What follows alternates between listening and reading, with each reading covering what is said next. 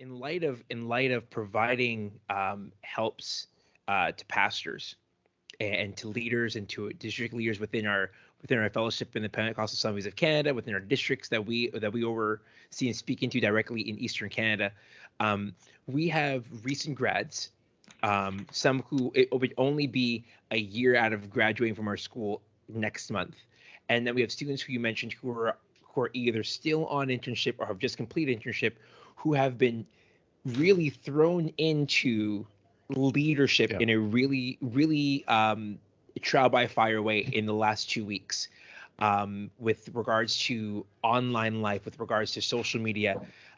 We have many senior pastors and lead pastors and associates who are savvy on it, but some who aren't. And our interns, our recent grads have kind of like been the main thrust in this. In terms of how we train students for the future, what does that look like for us? Because now online life is becoming more and more and more of a thing. So what does that look like for us moving forward?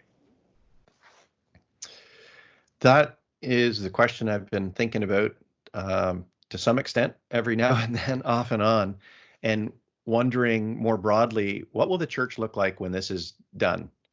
And what will our school look like when this is done? I mean, we have always had online courses. They have not been video conferencing courses, but because, again, students generally stop watching after 5 minutes of stuff. We know that's the case. Are there ways, though, that we can use this in a more engaging way? And what would that mean? So, well, one thing it's done for us is all of our faculty suddenly know how to use GoToMeeting and GoToWebinar, just like every pastor knows how to now stream themselves.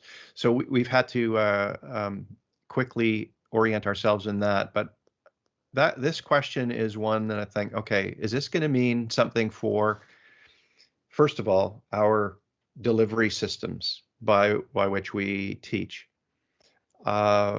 Already within education, we've been talking a lot with our faculty about not simply being talkers, but facilitators to help students learn. Some call this the flipped classroom. You still have an expert who's trying to deliver something, but do we do that simply by talking? Because we know just because somebody's talking at the front of the room doesn't mean anybody's learning anything. We like to think that's happening, but we know it's not the case. We actually learn best by doing, by engaging with something, and we're trying to experiment with some of that. And some of our faculty have been very innovative in how they're doing that. And you take risks and you try things and realize sometimes it didn't work. So try something different. But we're actually letting our faculty know you have freedom to try all sorts of stuff. Like, let's just do it. At the end of the day, our students learning. Are the objectives that we have for them being met? So we're going to have to be reassessing our delivery systems and what that means. And as we go online, does it mean I'm a talking head for 2.5 hours in a class, or sure, what am I gonna? How are we going to do it? And is this going to change the way that we do things in the new year, when I hope we're able to gather back into the classrooms in the fall? Because I still do.